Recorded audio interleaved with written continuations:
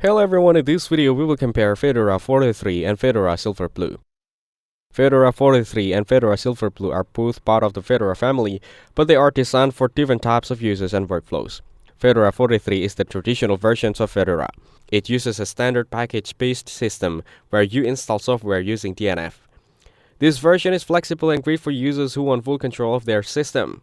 You can install and remove packages easily, use development tools, and tweak the system however you like.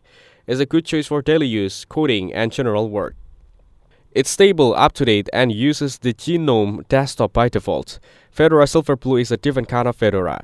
It's an immutable operating system, which means the core system doesn't change unless you update the whole system image. You don't install packages the same way. Instead, you use Flatpaks for apps and Toolbox for development environments. This makes Silverblue very stable and secure because the base system stays clean.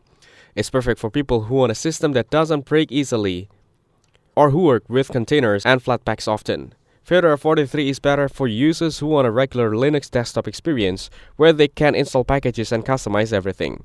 Fedora Silverblue is better for users who want a stable, safe system and don't mind using Flatpaks or containers for software.